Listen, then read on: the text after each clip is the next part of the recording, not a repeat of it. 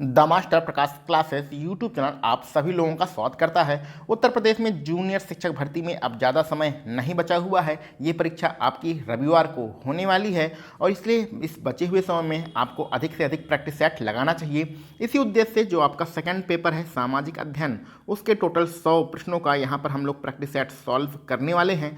और एक चीज़ का विशेष रूप से ध्यान दीजिएगा, कल से तबीयत कुछ ज़्यादा ही ख़राब है, सर्दी जुकाम बुखार है, गले में भी बहुत ज़्यादा खराश है, तो आज आपको कुछ ज़्यादा ही मेहनत करनी पड़ेगी। यानी कि आपको प्रश्न भी पढ़ना है और विकल्प भी पढ़ना है, दोनों आपको पढ़ना है। हम ज़्यादा बोल नहीं पाएंगे और ना ही तेज़ स्पीड में आपको पढ़ा पाएंगे, तो आप लोग सहयोग करिए और यहाँ पर हम लोग 100 नंबरों का प्रैक्टिस सेट सॉल्व करते हैं। तो चलिए फटाफट अपने प्रश्नों को सॉल्व करते हैं। देखते हैं आज का अपना पहला प्रश्न।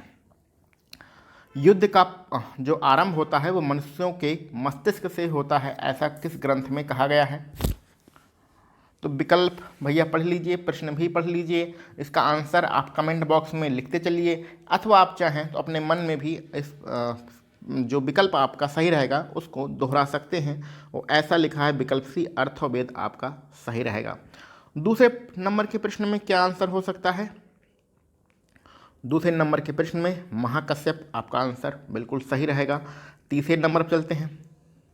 देखिए ज़्यादा हम नहीं बोलेंगे, इसलिए प्रश्न भी आप पढ़ लीजिए, जो जहाँ ज़्यादा ज़रूरी होगा वहीं पर ये प्रश्नों को पढ़ेंगे।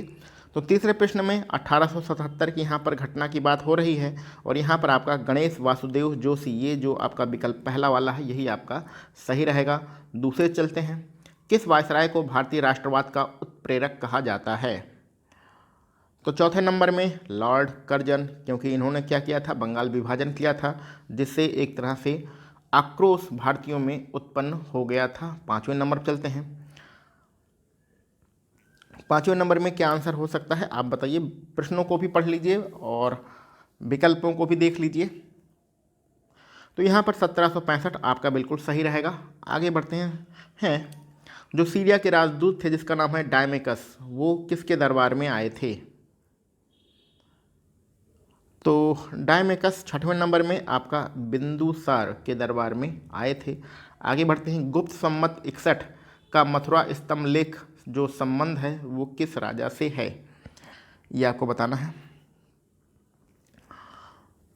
तो सातवें नंबर में आपका चंद्रगुप्त द्वितीय, विकल्प बी बिल्कुल सही रहेगा। देखिए हमें तो एग्ज़ाम देना नहीं है, तो लेकिन आप सभी लोगों को परीक्षा देना है, तो थोड़ा सा ध्यान पूर्वक इन सारे प्रश्नों को पढ़िए और आंसर बताइए और साथ साथ अपने सेहत का विशेष रूप से ध्यान दीजिए।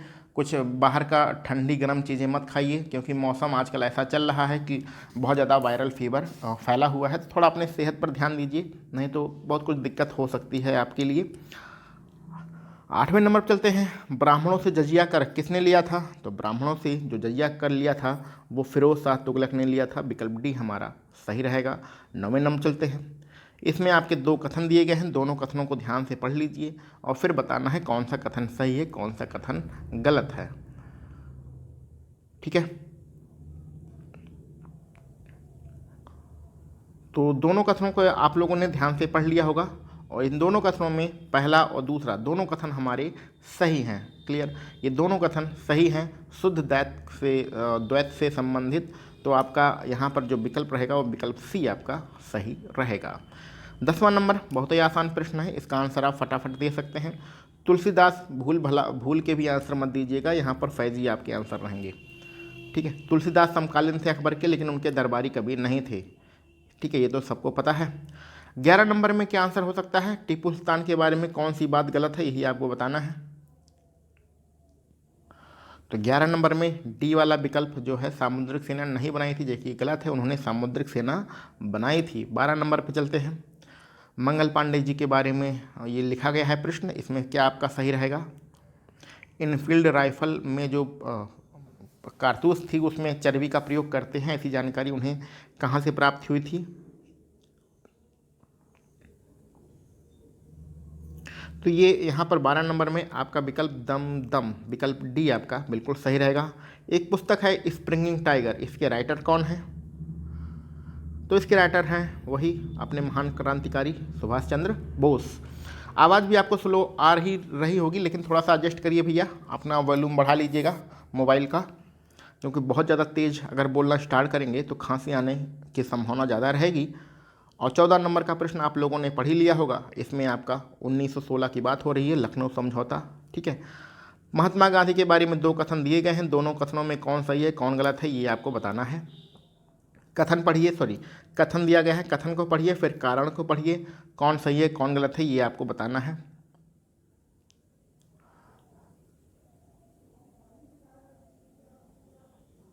तो यहाँ पर आपका 15 नंबर, एक मिनट, हाँ, ये 15 नंबर के प्रश्न में ये जो आपका कथन दिया गया ये तो बिल्कुल सही है, लेकिन जो कारण दिया गया है ये आपका गलत है। ए सही है परंतु आर गलत है, ये विकल्प सी में दिया गया है, तो विकल्प सी 15 नंबर प्रश्न के लिए आपका सही रहेगा। यहाँ पर जो प्रिंट लिया गया है, जो पीडीएफ बनाई गई है वो ज़्यादा बेटर नहीं है, क्योंकि किताब में भी सेम इसी प्रकार के था, और ये जो आप प्रश्न पढ़ रहे हैं ये एक्सीड पब्लिकेशन की बुक से पढ़ रहे हैं। ठीक है, चलिए, ये 3 उपकरण दिए गए हैं, इन तीनों उपकरणों का हम लोग प्रयोग कहाँ पर करते थे ये आपको बताना है। तो यहाँ पर निम्न पुरापाषाण काल आपका विकल्प बी बिल्कुल सही रहेगा। 17 नंबर में क्या आंसर हो सकता है?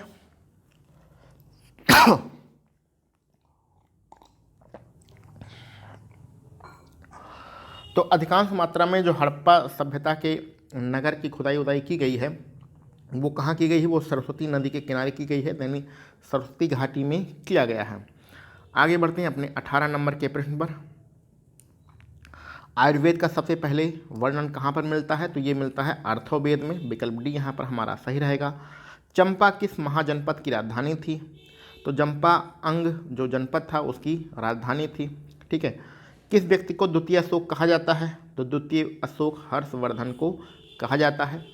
आगे बढ़ते हैं, ये मेल मिलाप करना है, जोड़ा मिलाना है 21 नंबर में। तो चलिए फटाफट पहले हम लोग जोड़ा मिला लेते हैं। ये यहाँ से आपके 21 नंबर से इकोनॉमिक्स के प्रश्न स्टार्ट हो जाते हैं। ठीक है, तो कुल मिला के आपके लगभग 4 चैप्टर हैं। आपको इतिहास पढ़ना है, भूगोल पढ़ना है, इकोनॉमिक्स पढ़ना है और पॉलिटी पढ़ना है। ये 4 मेन सब्जेक्ट हैं, तो चारों लगभग 20-20 नंबर के हैं। उसके अलावा आपको उत्तर प्रदेश भी पढ़ना है, पर्यावरण भी पढ़ना है, बहुत सारी फैक्चुअल चीज़ें हैं पढ़नी है। तो आपके पेपर में लगभग 20-22 नंबर की ये सारी चीज़ें आएंगी। तो कुल मिला के 100 नंबरों का जो एग्ज़ाम होगा वो इसी प्रकार से डिवाइड रहेगा। चलिए, हम यहाँ पर पहले कीन्स भाई साहब को मिलाते हैं। कीन्स कहाँ जाएंगे? पूर्ण रोजगार संतुलन पर जाएंगे। ठीक है, अब थोड़ा देख लेते हैं सी का दूसरा किस किस विकल्प में है। तो सी का दूसरा सिर्फ हमारे विकल्प 1 में है, इस प्रकार विकल्प ए हमारा बिल्कुल सही है। तो कहने का मतलब हमें सिर्फ इसमें कीन्स के बारे में पता था। अगर आपको इस प्रकार से जोड़ा मिलाने के लिए आए और उसमें 1 या 2 आपको आता है तो भी आप अपना आंसर दे सकते हैं। चलिए अब इसको सही क्रम मिला लेते हैं। जे बी से ये किससे संबंधित है? तो ये बाजार की व्यवस्था से संबंधित है। कांस किससे संबंधित है? तो ये रोजगार गुणांक इन्होंने दिया था। कीन्स रोजगार संतुलन से हैं। और ये वाला प्रतिष्ठित, ये कोई नाम तो दिया नहीं है, लेकिन यहाँ जो बचा है उसको जो बचा है उससे मिला दीजिए। तो कुल मिला के आपका 4-3-2-1 क्रम बन रहा है और ये आपका बिग आंसर आप पहले ही निकाल चुके हैं। 22 नंबर का प्रश्न पढ़िए और इसमें आंसर बताने की कोशिश करिए। तो 22 नंबर के प्रश्न में आपका पहला आंसर बिल्कुल सही रहेगा। ठीक है, ये इकोनॉमिक्स के प्रश्न है। इकोनॉमिक्स जिन्होंने डिटेल में नहीं पढ़ी होगी उनके लिए थोड़ा सा दिक्कत यहाँ पर होने वाली है, लेकिन पूरा प्रैक्टिस सेट देख लिए, बहुत मज़ा आएगा। अभी आप जो ज्योग्राफी स्टार्ट करेंगे उसके बाद पॉलिटी स्टार्ट आएगा, ये पॉलिटी के क्वेश्चन आएंगे तो बड़ा मज़ा आने वाला है। यहाँ पर 23 नंबर का प्रश्न आप लोगों ने पढ़ लिया होगा। आंसर क्या सही होगा? अल्पाधिकार आपका आंसर सही रहेगा। 24 नंबर में मौसमी बेरोजगारी के बारे में बताना है, ये किससे संबंधित है? तो ये है मौसमी बेरोजगारी कृषि क्षेत्र से संबंधित। जब धान की फसल आती है तो बहुत सारे मजदूरों की ज़रूरत पड़ती है, लेकिन धान की फसल जब हम लोग रुपाई कर देते हैं तो फिर मजदूरों की कोई ज़रूरत नहीं रहती है, यानी कि मौसम के हिसाब से बेरोजगारी होती रहती है। ये आपकी मौसमी बेरोजगारी होती है। आभास लागत की अवधारणा किसने दिया था? तो ये दिया था मार्शल भाई साहब ने, विकल्प सी यहाँ पर हमारा बिल्कुल सही रहेगा। 26 नंबर पर चलते हैं। चलिए 26 नंबर पढ़िए और इसका आंसर बताने की कोशिश करिए। तो उत्पादन संभावना रेखा के बारे में आपको बताना है और यहाँ पर समान ढाल वाली होती हैं तो 2 देशों के बीच में व्यापार संभव नहीं होता है। विकल्प डी आपका सही रहेगा। 27 नंबर पर चल बढ़ते हैं। रोस्टोव एक अर्थशास्त्री थे, इनका संबंध किससे नहीं है यही आपको बताना है। 27 नंबर में एक अधिकार पूंजीवादी अवस्था से ये संबंधित नहीं थे। विकल्प विकल्प डी हमारा सही रहेगा। आगे बढ़ते हैं। राष्ट्रीय आय समिति 1949 के अध्यक्ष कौन थे? तो महालनोबिस साहब इसके अध्यक्ष थे। विकल्प डी आपका यहाँ पर सही रहेगा। 29 नंबर पर चलते हैं। ये पढ़िए, ये वक्र तो चूँकि इकोनॉमिक्स को डिटेल में हमने पढ़ा नहीं है, क्योंकि इकोनॉमिक्स हमने, ये ऐसे सारे प्रश्न हैं जो आपने बीए में या एमए में पढ़े होंगे, ठीक है। कॉम्पिटिटिव एग्जाम में ऐसे सारे प्रश्न नहीं मिलते हैं। तो 29 नंबर में विकल्प ए हमारा यहाँ पर सही रहेगा। आगे बढ़ते हैं 30 नंबर में। 30 नंबर का प्रश्न भी आपको ही पढ़ना है और इसमें आंसर बताने की कोशिश करिए। थोड़ा सा समय लेके ध्यान से प्रश्नों को पढ़ लीजिए।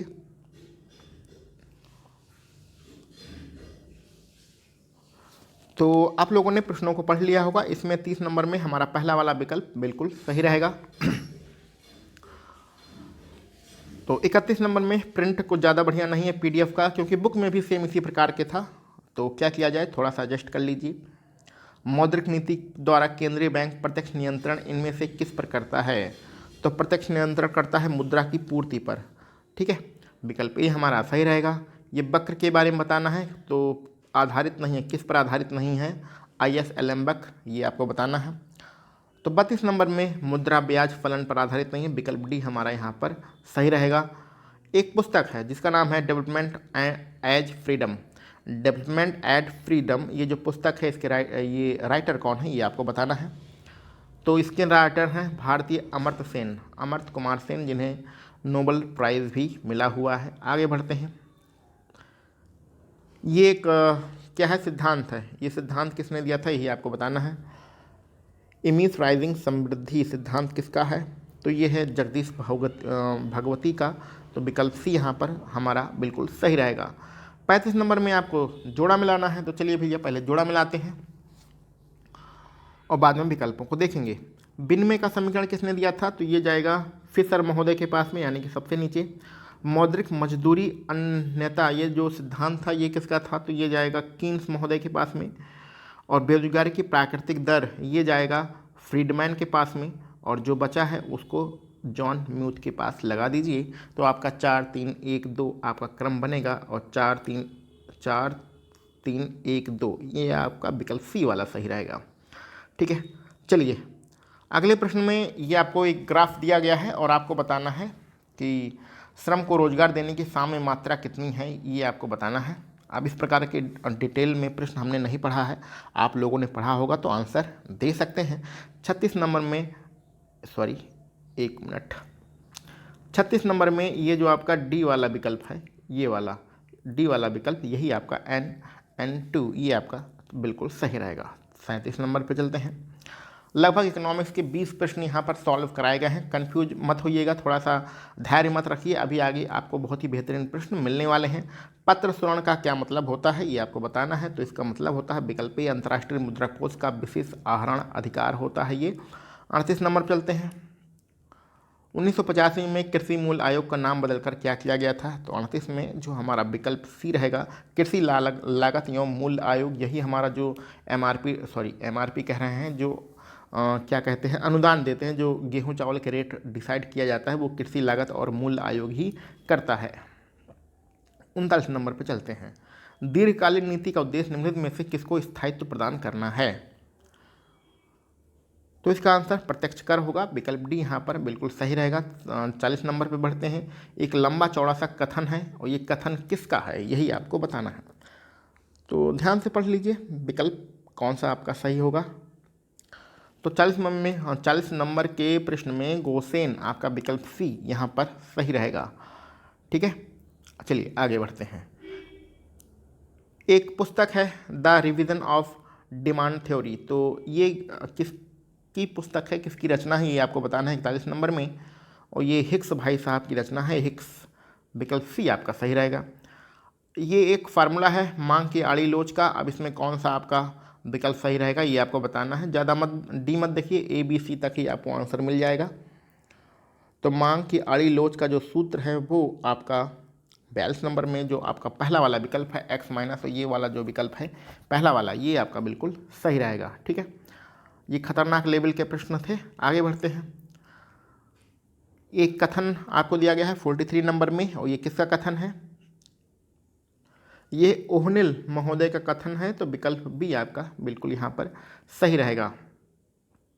चलिए 44 नंबर चलते हैं। 44 नंबर में आपको दो कथन दिए गए हैं कि एक टर्म्स एंड कंडीशन भी लिखा गया है कि स्वर्णमान के अंतर्गत घाटे वाले राष्ट्र की ओर से लाभ वाले राष्ट्र की ओर स्वर्ण के अंतर प्रवाह होने के परिणाम स्वरूप होने वाले प्रभाव के संबंध में निम्नलिखित कथनों पर विचार करिए। ये दो कथन आपके दिए गए हैं और दो कथनों को पढ़ने के बाद उसमें से कौन सा सही है कौन सा गलत है ये आपको बताना है। और ये टर्म्स एंड कंडीशन लिखा गया है कि ये कब ऐसी कंडीशन होती है, तो पढ़ लीजिए थोड़ा समय लेकर। जो देखिए, ऐसा मत सोचिएगा कि आपको परीक्षा में वहाँ पर गए हैं तो आपको जल्दी हर क्वेश्चन करना है। कुछ प्रश्न ऐसे होंगे जिनको आप प्रश्न को आधा पढ़ेंगे तब भी आपका आंसर पता चलेगा कि कौन सा विकल्प सही है, और कुछ प्रश्न ऐसे मिलेंगे आपको जो आपको थोड़ा समय देना पड़ेगा, पढ़ना पड़ेगा, समझना पड़ेगा, तब आप उसको टिक लगाइएगा, नहीं तो जल्दबाजी में आप गलती करके चले जाएंगे। और 44 नंबर में ये दोनों कथन हमारे सही हैं, यानी कि इस प्रश्न के लिए विकल्प कौन सा सही रहेगा, विकल्प सी सही रहेगा आपका, ए और फर्स्ट और सेकंड दोनों। 45 नंबर पर आगे बढ़ते हैं। 45 नंबर विकल्प को ध्यान से देखिए और प्रश्न को भी पढ़िए, कौन सा आपका सही रहेगा आंसर। तो यहाँ पर हमारा पहला वाला विकल्प प्रशुल्क लगाना, ये आपका विकल्प बिल्कुल सही रहेगा। अब 46 नंबर से आपके क्या स्टार्ट होते हैं भैया, ज्योग्राफी। तो ज्योग्राफी तो बहुत ही आसान है, सबको आसान लगती है ना। इसमें कौन सी गर्म जल धारा है ये आपको बताना है। तो दिए गए विकल्पों में ब्राज़ील धारा विकल्प डी हमारा यहाँ पर बिल्कुल सही रहेगा। सारगैसो समुद्र किस महासागर में है, तो सारगैसो कहाँ है सबको पता है, अटलांटिक महासागर में है, विकल्प डी आपका सही रहेगा। 48 नंबर पर चलते हैं। कौन सा एक सही सुमेलित है, कौन सा जोड़ा सही ये आपको बताना है 48 नंबर में। इसमें देखिए ये सब गलत है। सुंदरी वाला, सुंदरी वन कहाँ पाए जाते हैं, पश्चिम बंगाल में, ये आपका बिल्कुल सही है। शांति घाटी कहाँ है, शांति घाटी केरल में है, कोई इसमें समय लगाने की जरूरत ही नहीं है। रुको और जाओ नियतिवाद की विचारधारा के प्रतिपादक कौन है, तो इस विचारधारा के प्रतिपादक हैं टेलर महोदय, तो आपका सी वाला बिल्कुल सही रहेगा। मौसम विज्ञान, ये जो पुस्तक है इसको किसने लिखा था, तो मौसम विज्ञान लिखा था अरस्तु ने। ठीक है, आगे बढ़ते हैं। कयाक नामक नाव का प्रयोग कौन करते हैं, तो कयाक का प्रयोग एस्किमो लोग करते हैं, ग्रीनलैंड या फिर जो आपका अलास्का वाला क्षेत्र है, या फिर जो कनाडा का ऊपरी वाला क्षेत्र है, या अंटार्कटिका वाला क्षेत्र है, वहाँ पर सारे लोग कौन से रहते हैं, ठंडे प्रदेशों में रहने वाले लोग एस्किमो होते हैं। आगे बढ़ते हैं 53 नंबर पर। एक मिनट, हाँ 53 नंबर में कौन सा होगा, कौन सा विकल्प आपका सही रहेगा। राष्ट्रीय राजमार्ग 7 पर कौन सा शहर स्थित नहीं है, तो ये आपका कोयम्बटूर स्थित नहीं है, विकल्प डी आपका 53 नंबर में सही रहेगा। प्रकाश वर्ष किसकी इकाई है, तो होती है, तो ये सबको पता है, प्रकाश वर्ष दूरी की इकाई होती है। ठीक है, आधुनिक मानव भूगोल का पिता किसे कहा जाता है, तो आधुनिक मानव भूगोल का पिता जो है रेट जेल को कहा जाता है, विकल्प ए वाला आपका 55 नंबर में सही रहेगा। 56 नंबर पर चलते हैं। बुशमैन कहाँ रहते हैं, तो बुशमैन भैया कालाहारी मरुस्थल में रहते हैं, आपका सी वाला विकल्प यहाँ पर सही रहेगा। 57 नंबर चलते हैं। खनिज तेल का पहला कुआं 1859 में खोदा गया था, और कहाँ पर खोदा गया था, तो ये अमेरिका की यहाँ पर बात हो रही है, विकल्प बी आपका सही है। आगे बढ़ते हैं। ऊर्जा के अक्षय संसाधन कौन सा है,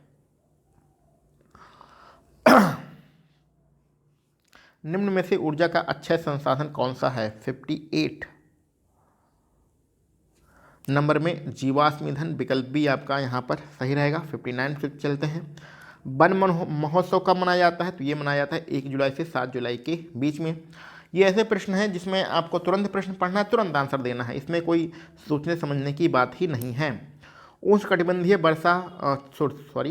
उष्णकटिबंधीय चक्रवात किन कारणों से विषुवत रेखा के समीप नहीं दिखाई देते हैं, तो ऐसा क्यों होता है, तो ऐसा होता है क्षीण कोरियोलिस बल के कारण, विकल्प सी यहाँ पर आपका सही रहेगा। मैजिक सिटी किसे कहते हैं, तो मैजिक सिटी नाम है मोंटे कार्लो का, तो ये आपके अमेरिका में है, विकल्प सी आपका सही रहेगा। वायुदाब प्रायः सर्वाधिक होता है जब वायु होती है, वायुदाब के बारे में बताना है, इसमें कौन सा विकल्प आपका सही रहेगा, सर्वाधिक तब होगा जब वायु ठंडी और शुष्क होगी। विकल्प सी आपका यहाँ पर बिल्कुल सही है। 63 नंबर पर चलते हैं। भूमध्य रेखा के सहारे 1 डिग्री देशांतर दूरी लगभग कितने के बराबर होती है? 1 डिग्री देशांतर कितने किलोमीटर के बराबर होता है, ये आपको बताना है। और ये होता है 111 किलोमीटर, यानी 111 किलोमीटर। लोहा किस प्रकार की चट्टानों से पाया जाता है? सबको पता है, इसमें कोई कंफ्यूज होने की बात ही नहीं है कि लोहा आग्नेय चट्टानों से पाया जाता है। कौन सा राज्य है जो 3 ओर से समुद्र से घिरा हुआ है, 3 समुद्रों से घिरा हुआ है? तो उस सबका पता है, वो है तमिलनाडु। सबसे नीचे तमिलनाडु है, एक तरफ अरब सागर है, नीचे हिंद महासागर, और इस तरफ पूरब में कौन सा है? बंगाल की खाड़ी है। 3 समुद्र हैं। अंकलेश्वर में सर्वाधिक मात्रा में क्या पाया जाता है? तो अंकलेश्वर तेल के लिए फेमस है, प्राकृतिक गैस और तेल भंडारों के लिए। विकल्प सी आपका सही रहेगा। 67 नंबर चलते हैं। जंगली हाथियों के लिए कौन सा अभ्यारण्य प्रसिद्ध है? तो ये सारे प्रश्न तो आपको रटे होने चाहिए। पेरियार जो आपके इन दिए गए विकल्पों में पेरियार फेमस है, जो कि आपके केरल में है। भारतीय संघ कौन से देश के संघ के समान है? तो भारतीय संघ जो है, यानी कि भारत देश, किस देश के समान है, किस देश के संविधान के समान है, इसके कहने का मतलब ये है। तो 68 नंबर में आपका डी कनाडा बिल्कुल सही रहेगा। दिए गए विकल्पों में आप अमेरिका टिक मत लगाइएगा। तो 68 नंबर में डी हमारा सही है। आगे 69 नंबर पर चलते हैं और ध्यान से पढ़ लीजिए। इसमें समान कार्य के लिए समान वेतन की बात हो रही है और समाजवाद शब्द को मिलाकर पढ़ने की बात हो रही है। तो क्या सही रहेगा भैया? सोच समझ के आंसर दीजिएगा। यहाँ पर आपका डी वाला विकल्प आर्टिकल 14 और 16 दोनों आपके सही रहेंगे। 70 नंबर चलते हैं। नियंत्रक और महान लेखा परीक्षक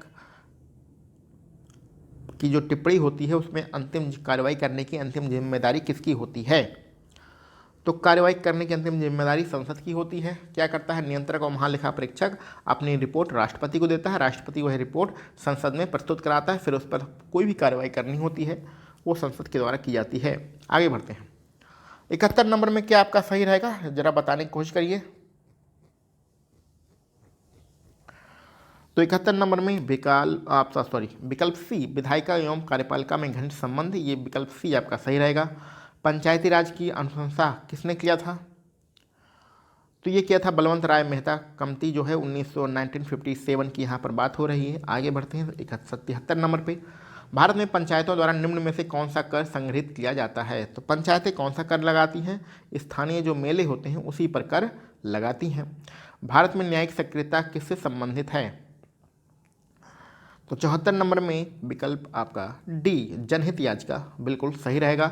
हम यहाँ पर बिल्कुल भी नहीं रुक रहे हैं। यदि आप बोर हो रहे हैं, थोड़ा सा रिलैक्स करना चाहते हैं, तो थोड़ा सा ब्रेक ले लीजिए, वीडियो को पॉज करके थोड़ा सा ब्रेक ले लीजिए। लेकिन यहाँ पर फटाफट हमें क्वेश्चन सॉल्व कराना है, इसलिए स्पीड में क्वेश्चन करना है, ज़्यादा बकैती नहीं करना है, ठीक है। पढ़ने आए हैं तो सिर्फ पढ़िए, बोलने का क्या मतलब, फालतू बात करने से कोई मतलब है नहीं। 75 नंबर में क्या सही रहेगा भैया? भारतीय संघीय प्रणाली के बारे में ये 5 विशेषताएं लिखी गई हैं, इनमें से कौन कौन सा सही है ये आपको बताना है। तो ये आपका शक्तियों का बंटवारा किया गया है राज्यों केंद्रों के बीच में, ये भी बिल्कुल सही है। और तीसरा स्वतंत्र न्यायपालिका, ये भी बिल्कुल सही है। और एक लिखित संविधान है, ये भी हमारा सही है। शक्तियों का पृथक्करण नहीं है, प्रधानमंत्री का नेतृत्व नहीं है, नेतृत्व राष्ट्रपति का होता है। तो पहला, तीसरा, पाँचवा सही, यानी कि विकल्प डी हमारा इन दिए गए प्रश्न के लिए सही है। 76 नंबर चलते हैं, इसको आप पढ़ लीजिए और इसका क्या मतलब होता है ये आपको बताना है। तो यहाँ पर हमारा पहला वाला विकल्प विधायिका और कार्यपालिका के मध्य समन्वय का अभाव, पहला विकल्प आपका सही रहेगा। आगे बढ़ते हैं 77 नंबर के प्रश्न पे। 77 नंबर के प्रश्न में आपको 2 कथन दिए गए हैं, इनमें कौन सा सही है यही आपको बताना है। भारतीय स्वतंत्रता अधिनियम 1947 की यहाँ पर बात हो रही है। तो 1 मिनट, थोड़ा विकल्प भी देख लेते हैं।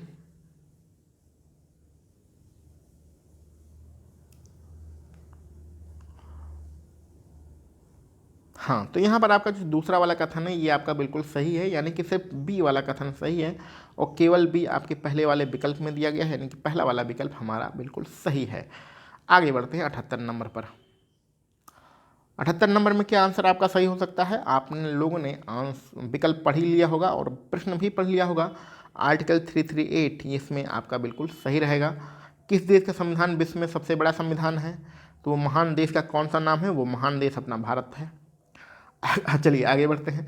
80 नंबर पर, भारतीय संविधान के किस अनुच्छेद में विधि की सम्यक प्रक्रिया के सिद्धांत को शामिल किया गया है?